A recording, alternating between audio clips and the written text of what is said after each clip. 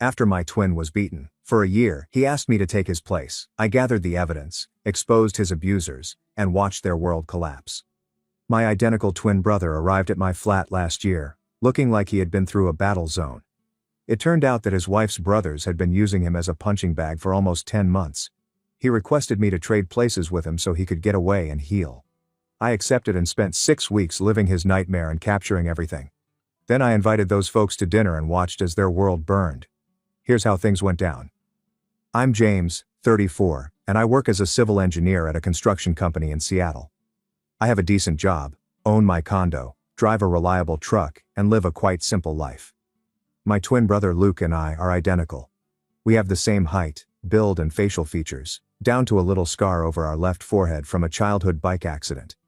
Growing up, we were constantly messing with people, swapping classes in high school and pretending to be one other at family gatherings. Our parents could tell us apart, but most others difficulty unless they knew us very well.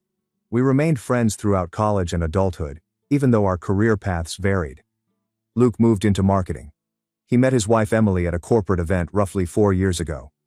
We married after a whirlwind relationship. I have a 5-year-old daughter named Ella. I was the best man at his wedding. I watched him glow with happiness as he said his vows. He seemed happy with his life. Good employment, gorgeous family, and a great suburban home. That is why I was utterly unprepared for what happened on Tuesday evening in March. I was seated at my kitchen table halfway through reading drawings for a commercial project when I heard a knock. It wasn't the confident rap of a visiting friend or the snappy touch of a delivery driver. This knock was timid, almost regretful, as if the person standing on the other side wasn't sure they deserved to be there. I recall setting down my coffee mug and stepping to the door, a faint sense of anxiety gathering in my chest. When I opened the door, I didn't immediately identify the person standing there. Not because he looked different than me. We're identical twins, mirrors of each other in virtually every physical way. But the person in front of me appeared reduced, as if someone had taken my confident, accomplished brother and hollowed him out from within. His shoulders were bent forward. His head bowed. When he finally looked up at me, I noticed the bruises. These weren't the kind you get from falling over furniture or colliding with a cabinet door. They were deliberate and methodical. A dark purple bloom developed across his left cheekbone, with margins that faded into a sickly yellow-green. His bottom lip was torn and coated with dried blood that had not been thoroughly wiped. When he shifted his weight, I noted how he winced and held his ribs as if they might break open if he moved too quickly. His knuckles were rough, stripped of skin in places. He had a haunted look in his eyes that I had never seen before. Not even when we were youngsters, when things were really terrible after Mom died. This was different. This was the look of someone who had been gradually broken down over a long time. I took a step back without thinking, opening the door wider. Luke strolled by me into the apartment, like a ghost wandering through a life he no longer belonged to. I closed and locked the door behind him, then turned to face him. He stood in the center of my living room, arms wrapped around himself and looking at the floor.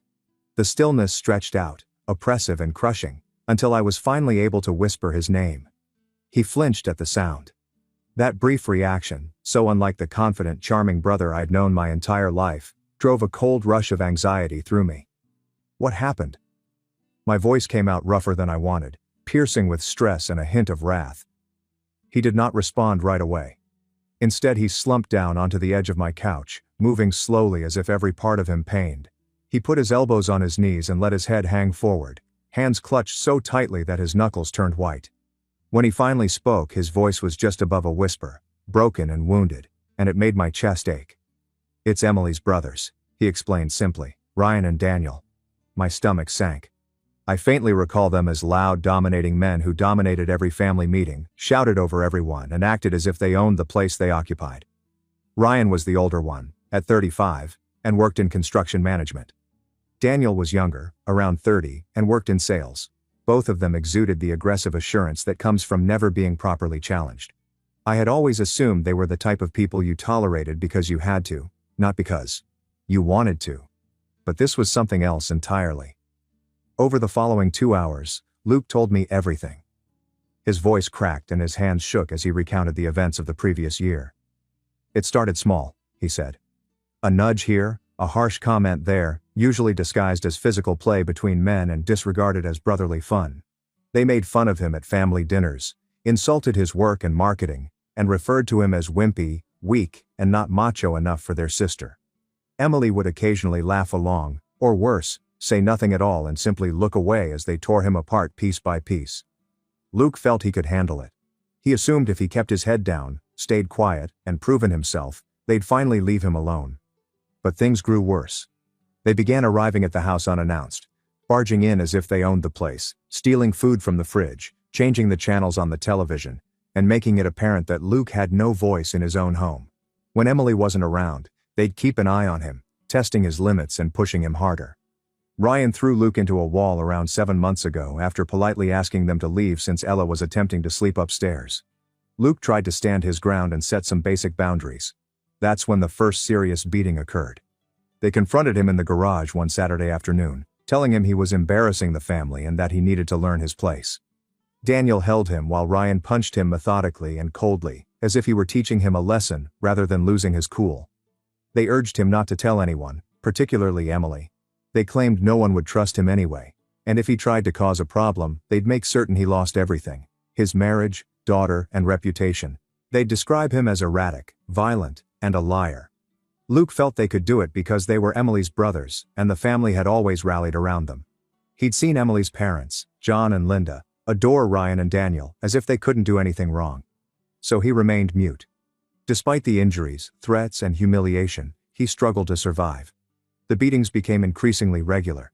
Ryan would show up while Emily was at work, force his way inside, and use Luke as a punching bag for whatever frustration he was experiencing that day. Daniel would occasionally join in, pinning Luke down as Ryan worked him over. They were careful, generally taking body pictures that could be covered beneath clothing, with occasional facial injuries that Luke explained away as workplace accidents or clumsiness around the house. Emily saw the bruises but accepted his answers without inquiry. Perhaps she did not want to face the truth. Perhaps she was intentionally blind to what her brothers were doing. In any case, she never pushed, demanded actual answers, or prioritized her husband's safety over her family's tranquility. The saddest part, Luke explained, was how they exploited Ella as leverage. They'd make veiled threats about what might happen to a little girl if her father wasn't attentive. They'd chat about custody disputes, how judges always favored the mother, and how easy it would be to portray Luke as an inadequate parent. Those threats kept him immobile, stuck in a nightmare he couldn't awaken from. "I'm afraid all the time," he acknowledged, his voice breaking. "I'm afraid they'll escalate and hurt Ella. I'm afraid Emily will choose them over me if I force her to select a side. I feel like I'm drowning, and I don't see a way out." That's when he looked up at me, eyes red-rimmed and distraught, and asked if I could help him. Not in some vague future fashion. He needed assistance immediately.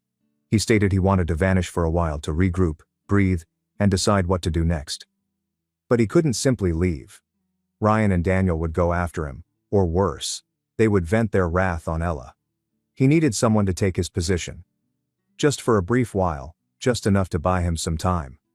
And because we were twins, had spent our whole lives being mistaken for each other, and no one outside our immediate family could tell us apart until they peered closely, he thought I might be able to pull it off.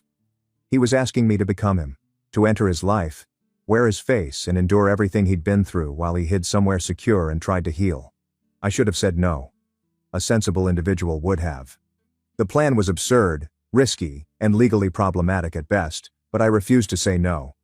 I saw how broken my brother, my twin, my other half, the guy with whom I shared a womb and who understood me better than anybody else in the world, was. I could see the injuries, anxiety, and tiredness written all over his face. I couldn't allow him return to that place alone. I couldn't allow those men keep abusing him and grinding him down until nothing remained. So I answered, yes. I promised him I'd do it. I would switch places with him, enter his life, confront his tormentors, and give him the time he needed to flee. More importantly, I resolved to hold Ryan and Daniel accountable for their actions. I wouldn't merely survive in his position. I would set a trap. I would gather proof, expose their harshness, and undermine their authority over him. I would teach them something they would never forget. We spent the following 3 days preparing every aspect with military precision. I temporarily moved into Luke's apartment as we prepped, utilizing my condo as a staging space for the necessary equipment and papers. Luke talked me through every element of his everyday routine, From how he tied his shoes to the exact route he took to work, avoiding certain streets that added stress to his morning. He showed me his workplace workstation through images and movies he'd secretly captured on his phone. I memorized the names of his co-workers. David, who sat in the adjacent cubicle and constantly wanted to speak about sports, and Sarah from accounting, who brought in handmade cookies each Friday. His supervisor, Laura, had excessive expectations for turnaround times. I learned about his ongoing marketing activities, got to know the clients he worked with, and studied the industry lingo he employed on a daily basis. The evenings were spent understanding his family life. Luke showed footage of Ella at supper while she was getting ready for bed. I observed how he interacted with her, the specific voices he used when reading different characters in her storybooks, the way he counted down from 5 when she was delaying bedtime, and how he celebrated when she drew a new picture. Ella was recently intrigued with dinosaurs, particularly velociraptors, and she enjoyed creating detailed depictions of them in jungles. She always carried a stuffed triceratops named Mr. Stompy with her. Emily was more complicated. Luke explained how she enjoyed her coffee. 2 sugars, a splash of cream, served in the blue mug she had received from her parents. She worked as a billing coordinator for a downtown medical office. Usually left the house by 7:30 and returned around 5:15. She disliked discussing work at home, preferred reality TV shows in the evenings, and had developed the habit of scrolling through social media on her phone rather than engaging in real conversation. She wasn't always like this, Luke explained quietly one night. When we first got married, we'd talk for hours, make plans, and dream about the future. But somewhere along the way, she started pulling back. I think it was when her brothers started coming around more frequently, and she chose them over me, piece by piece, until there wasn't much of us left. Emily prioritized her brother's opinions over Luke's feelings, dismissing his concerns about their intrusive behavior, making jokes at his expense when they mocked him, treating it as harmless sibling teasing instead of the systematic undermining it was. He explained that the marriage had been deteriorating for at least 1.5 years, with small moments of disconnection adding up over time. Most importantly, Luke walked me through the dynamics with Ryan and Daniel in painful detail. Ryan usually arrived on Wednesday evenings, or Thursday afternoons if he'd taken the day off work, and he'd let himself in without knocking, using the key Emily had given him during their first year of marriage. Ryan would do food, commenting on the state of the house, and asking intrusive questions about their finances or marriage.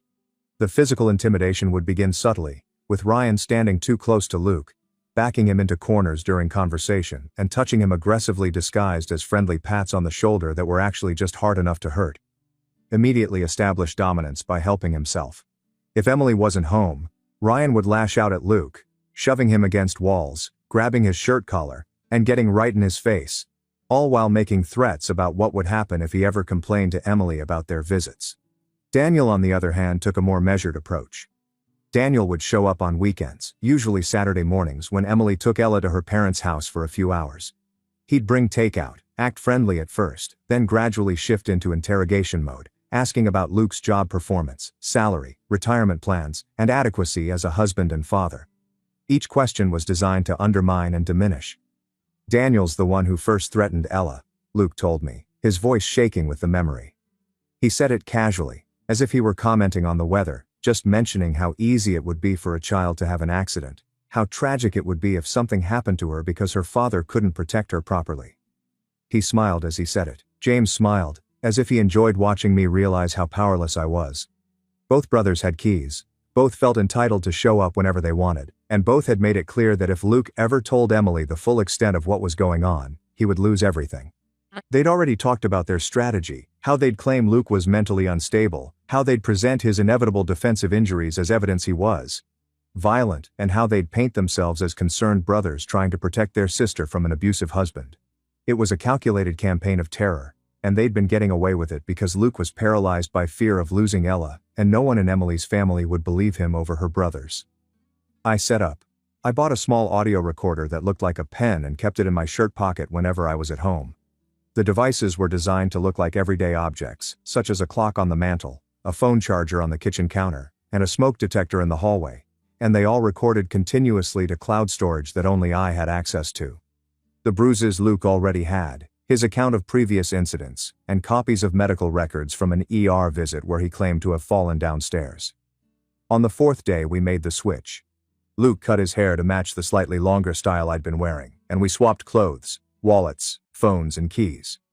I drove him to a remote cabin I'd rented 2.5 hours north of Seattle, helped him settle in with groceries and supplies for an extended stay, paid for with cash, off the grid enough for him to decompress without constantly looking over his shoulder, and told him to stay here as we stood in the cabin's small living room.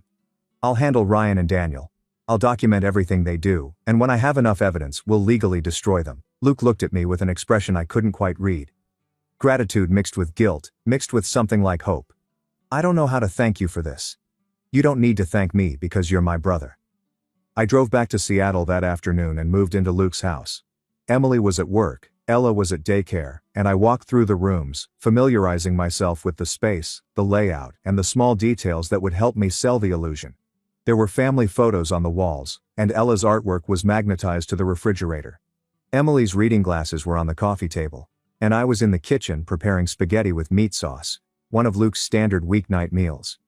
I'd practiced his body language in the mirror, the slightly hunched shoulders, the way he'd learned to make himself smaller, less threatening, less noticeable. "Hey," I said as she walked in, keeping my voice level and neutral. "Hey," she replied, barely looking at me as she sat down her purse and helped Ella out of her jacket. Traffic was awful. "Ella, go wash your hands for dinner." The 5-year-old bounded off to the bathroom and Emily moved through the kitchen with the practiced efficiency of someone going through familiar motions. I read Ella her bedtime story, a book about a velociraptor who wanted to be a ballerina, doing the voices for all the dinosaurs exactly as Luke had taught me. Ella giggled at the T-Rex's silly dance moves and hugged Mr. Stompy tightly when I tucked her in. She didn't seem to notice anything different about me, and why would she? I was doing an excellent job of being Luke, the beaten-down, careful version he'd become. Emily watched TV in the living room while I cleaned the kitchen, methodically wiping down counters and loading the dishwasher the way Luke said he did every night. She looked up at me with complete trust, and the weight of what I was doing hit me hard. This little girl was relying on her father to protect her, and I had to keep the illusion perfect to keep her safe. She barely acknowledged me, engrossed in some reality show about wealthy housewives fighting over catering drama, and we went to bed without much conversation. I slept in the guest room, claiming I had a cold and didn't want to make her sick, an excuse Luke had suggested, knowing Emily had a thing about germs and would welcome the separation without question. After Emily fell asleep, I'd go over the day's recordings, take detailed notes, and back everything up to multiple cloud storage locations. I made a spreadsheet that tracked every incident, threat, and moment that could be used as evidence, with dates, times, people present, exact words spoken, physical actions taken, all documented with the precision I normally used for engineering projects. Ryan arrived on Wednesday evening, right on time. I was home from work around 6 p.m., heating up leftovers in the microwave, when I heard his key in the lock. He walked in like he owned the place, didn't knock or announce himself, just strode into the kitchen and grabbed a soda from the refrigerator without asking. "Hey there, champ," he said with the condescending tone Luke warned me about. Ryan was a big guy, about 6'1" and probably 210 pounds. All of it comes from lifting weights at the gym rather than developing functional strength. He exuded the confidence of someone who had never been seriously challenged, who had spent his entire life getting away with bullying because he was bigger and louder than everyone else. A difficult day at work pushing papers. I kept my gaze down, assuming the role Luke had played for over a year. It was just a long day with many meetings. Yes, meetings. Ryan laughed as if it were the funniest thing he'd heard that day. It must be difficult to sit in conference rooms discussing marketing strategies while real men are doing actual work. My crew poured the foundation for a 3-story office building today. Built something real, something that will last. The implication was clear. Luke's career was meaningless. His work was useless. He was less of a man because he did not engage in physical labor. It was the same pattern Luke had described. Ryan's script for establishing dominance and making his brother-in-law feel inferior. I did not respond, instead focusing on my plate of reheated casserole. Ryan circled the kitchen island and crowded me against the counter. "This was how it always began," Luke explained. "Small provocations are intended to push boundaries and reinforce the power dynamic." "Emily working late again?" Ryan inquired, his tone implying that he already knew the answer. "She'll get home around 7. Good. Good. You don't want her to see her husband as such a pathetic loser, right?" He shoved my shoulder. Not hard enough to cause injury, but aggressive enough to be intimidating. "You are embarrassing her. You understand that my sister deserves better than some wimpy marketing nerd who cannot stand up for himself. She could have married anyone, but she chose you." The recorder in my pocket was recording every phrase with excellent clarity. The camera, disguised as a kitchen clock, was recording footage in high definition, capturing Ryan's aggressive posture, entering my personal space and placing his hand on my shoulder. I allowed him to continue his routine, absorbing the insults and responding with the subservient body language he expected. Hunched shoulders, downcast eyes, and brief verbal responses that would not elicit additional anger. Ryan spent around 20 minutes establishing his supremacy. He criticized everything. The cleanliness of the kitchen, the food I was eating, my work attire, my posture, and my overall presence. Every insult was intended to undermine Luke's self-esteem, to reinforce the notion that he was useless and should be lucky Ryan and Daniel tolerated him at all. When Emily's car arrived into the driveway, Ryan's tone changed instantaneously. He became polite and cheerful, the concerned brother simply checking in on his sister's family. He ruffled my hair in what appeared to be a loving gesture to an outsider, but was actually another display of domination, treating me like a child who required his approval. "Good talk, champ," he remarked loudly enough for Emily to hear as she stepped through the door. "Just making sure my sister is being properly cared for. Families are supposed to look out for each other, right?" Emily smiled at him, oblivious to or purposefully disregarding what had just happened. "Thanks for checking in, Ryan. Want to stay for dinner?" "Nah, got plans, but I'll see you this weekend at Mom and Dad's." He gave me a warning look as he left, a silent reminder to keep my mouth shut about everything that had just happened. After he left, I sat at the dinner table with Emily and Ella, playing the role of the subdued, beaten-down husband and father, while internally cataloging everything for the inevitable confrontation. Ella talked about her day at daycare, finger painting, and a friend who had brought in cookies for everyone. I listened and responded appropriately, maintaining the illusion while the recorder in my pocket continued to record every moment of my transformed life. That night, after Emily and Ella had fallen asleep, I reviewed the footage and audio, and it was flawless. Ryan showed up twice a week, sometimes alone, sometimes with Daniel, and I added it to my growing evidence file, organizing everything chronologically and creating a narrative that could not be denied or dismissed. They'd let themselves in, tease me, push me around, and occasionally escalate to actual violence. I documented everything, every insult, shove, and punch, and the cameras caught it all in high definition. Daniel was different from Ryan. He was less openly hostile, but more calculated. The physical violence escalated around week 4 when Ryan showed up angry at work and took it out on me in the garage. He'd make threats about Ella, talk about how easy it would be to prove I was an unfit father, and describe in detail what could happen in a custody battle. The recordings were especially damning, revealing premeditation and psychological abuse. Daniel held my arms while Ryan worked me over, mostly with body shots and a few hits to the face that I couldn't block. I let it happen, gritting my teeth and focusing on the recorder in my pocket and the camera I'd hidden in the garage ceiling. Emily noticed the new bruises that night, and I was in the bathroom assessing the damage when she walked in. For a moment, I thought she might finally ask the right questions, choose to see what was going on, but instead she just sighed and said, "You need to be more careful." That response told me everything I needed to know about her complicity. She wasn't actively participating in the abuse, but she was enabling it through willful blindness. Ryan and Daniel had assaulted me 7 times, made countless threats, and demonstrated a clear pattern of sustained abuse. By week 6, I had dozens of hours of footage and audio recordings, enough evidence to bury them legally. All I had to do now was spring the trap. I meticulously organized it. Emily's parents were celebrating their 40th wedding anniversary, and the entire family was meeting for dinner at their house.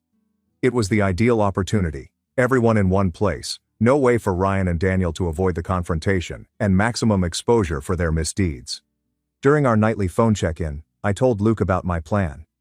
He was hesitant at first, concerned about the possibility of violence, but I persuaded him that this was the safest option. Public exposure with witnesses, documentation ready to hand over to authorities. The night before the anniversary dinner, I prepared everything, editing the most damning footage into a compilation video, organizing the audio recordings chronologically, compiling hospital records and photographs of injuries. Ryan and Daniel were already holding court in the living room, telling some story that had everyone laughing. When they saw me walk in, Ryan smirked and made some comment about me actually showing up for once, and Daniel muttered something to his friend that made them both laugh. They had no idea what was coming. Dinner was the usual family affair. There was too much food, too many conversations going on at the same time, John telling stories about his early marriage while Linda beamed beside him, and I played my role perfectly, staying quiet, keeping my head down, being the diminished version of Luke they all expected. After dessert, John stood up to thank everyone for coming, and I stood up as well. "I'd like to say something as well," I announced, keeping my voice calm about family and what it means to defend the ones you love. The crowd grew quiet, bewildered. This wasn't part of the program. Emily gave me a warning glance, evidently uncomfortable with me garnering attention. Ryan and Daniel exchanged glances, probably thinking I was about to embarrass myself in some way. I pulled out a small remote control and pointed it at the TV mounted on the dining room wall. I'd arranged with John earlier to set up a laptop connection, claiming I wanted to show family photos, and he'd agreed without question. For the past 6 weeks I'd continued as the screen flickered to life. "I've been documenting something that's been happening in this family, something that everyone here needs to see." The first video began playing, Ryan entering Luke's house uninvited and immediately beginning his verbal assault. The audio was crystal clear, and every insult and threat was perfectly captured. The room went completely silent as people watched. Linda gasped, John's face turned red, Emily paled, Ryan began to stand. But his father yelled at him to sit down and watch, and the compilation continued. 6 weeks of abuse condensed into a devastating 12-minute presentation, Ryan pushing me against walls, Daniel holding me while Ryan threw punches. Both of them made explicit threats about Ella, about wrecking Luke's life if he ever spoke up. The film was indisputable, time-stamped, and clearly showed faces. Some of the women in the room began crying, and John appeared to have a heart attack. Ryan and Daniel sat frozen, their faces cycling through shock, anger, and finally fear as they realized the magnitude of what they were watching. When the video ended, the silence was deafening. I stood in front of 35 witnesses and said, "Ryan and Daniel have been systematically abusing Luke for more than a year. They've battered him, threatened him, tortured his daughter, and converted his house into a prison. And everyone in this family, everyone allowed it to happen." Ryan surged out of his chair, his face twisted with wrath. "You cannot. This is taken out of context." "Context?" I repeated calmly. "Please explain the context in which it is okay to beat your sister's husband and threaten a 4-year-old child." Daniel tried a different approach, turning to his parents with desperation. "Dad, this is absurd. He's making it up somehow. We were merely—" "Just what?" I interrupted. "Just tormenting someone for a year. Just committing several laws, including assault, violence, terroristic threats, and criminal trespass. All of this has been videotaped and reported to the police." At this point, I unveiled the second part of my plan. 2 uniformed officers entered through the front entrance. I had phoned them earlier, outlined the scenario, and offered preliminary evidence. They had agreed to stand by during the dinner, waiting for my signal. The cops approached Ryan and Daniel, informed them that they were being arrested for assault, battery, criminal threats, and harassment. Ryan began yelling about lawyers and false accusations. Daniel went pale and silent. Their parents watched in horror. Friends and extended family stood frozen. Emily sobbed in the corner. And as they were released, Ryan turned to me with pure hatred in his eyes and said, "You're going to regret this. We will destroy you in court.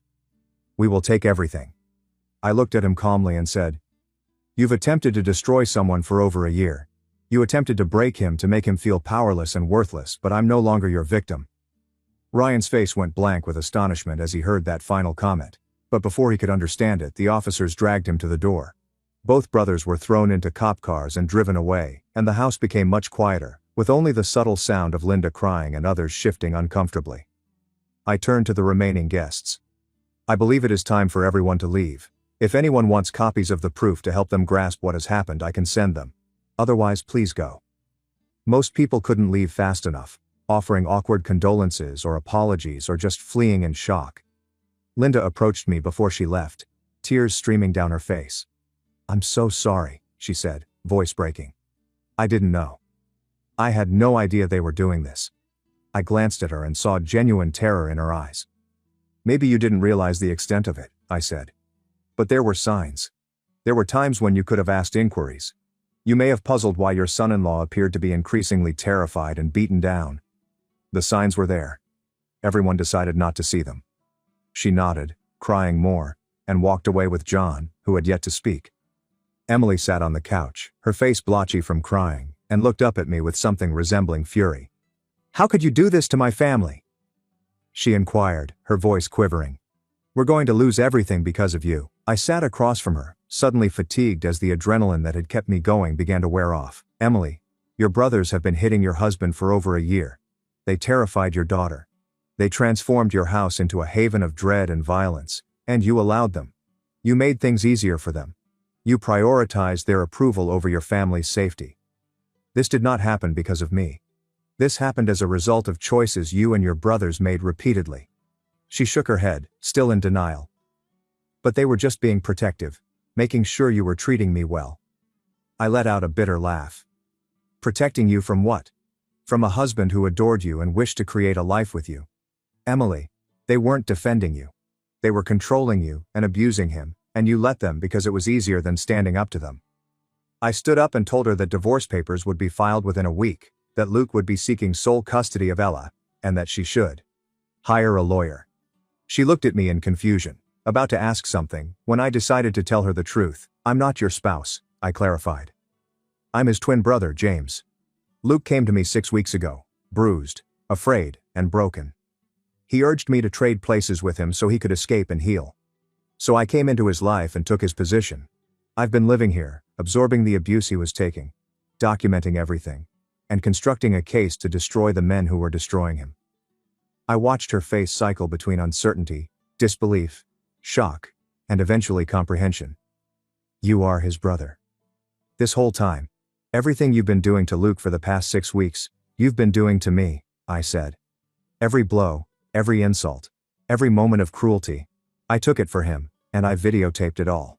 Your husband is safe, away from you and your brothers. He's been healing, and I've been gathering evidence to ensure Ryan and Daniel face the consequences of their actions. She looked at me for a long time, and I noticed something shatter behind her eyes. I went upstairs to the guest room I'd been using, closed the door behind me, and shut it out. She put her face in her hands and sobbed, and I felt no sympathy. I told her I'd be staying in the house that night, but she should probably go to her parents' place. I had exposed them, sprung the trap, and they had stepped straight into it. Everything else would follow from here. The legal proceedings, the penalties, the rebuilding. I took out my phone and dialed Luke at the cabin. He answered on the first ring, his voice taut with tension. I told him everything about the dinner, the evidence, the reactions, Ryan and Daniel's arrest, Emily's complicity being exposed, and how it was finally over. He remained silent for a long time. Then I heard him cry, great gasping sobs of relief and release. Thank you, he said when he could speak again. I don't know how to thank you enough. You don't need to thank me, I informed him. You are my brother. I would gladly do it again. Now stay at the cabin for a few more days till things settle. Then you can return to your new apartment. I'd previously helped him find a 1-bedroom apartment across town, away from Emily and her family. A fresh start where he could rebuild his life and provide a safe setting for Ella during custody visits. We talked for a while longer, both of us exhausted and relieved, and still struggling to believe it was all over. After we hung up, I just sat there in the quiet room, feeling the bruises ache, the exhaustion settle into my bones, and I let myself breathe. The legal aftermath unfolded over the next several months. Ryan and Daniel were both charged with multiple felonies, including assault in the 2nd degree, criminal threats, stalking, and harassment. Rather than risk a trial, both agreed to plea bargains. Ryan was sentenced to 16 months in county jail and 2 years probation, while Daniel was sentenced to 12 months in probation. Both were ordered to have no contact with Luke or Ella indefinitely, and Luke's divorce from Emily was finalized 3 months later. Emily's parents, John and Linda, actually reached out to Luke after the judge reviewed all of the evidence and made it clear that Luke was the stable, protective parent. Luke was granted sole physical custody of Ella, with Emily having supervised visitation rights. The judge was appalled at how Emily had enabled the abuse and made it clear in his ruling that Luke was the stable, protective parent. They apologized profusely, said they were ashamed of their sons and their own blindness, and expressed a desire to maintain a relationship with Ella if Luke would allow it. He agreed to supervised visits, recognizing they were Ella's grandparents, and they appeared genuinely sorry. As for me, I returned to my condo and my normal life. The bruises healed and the stiffness went away, but the experience altered me in ways I'm still processing. I now have a better grasp of what it means to be truly vulnerable, to be stuck in a situation when calling for help appears impossible.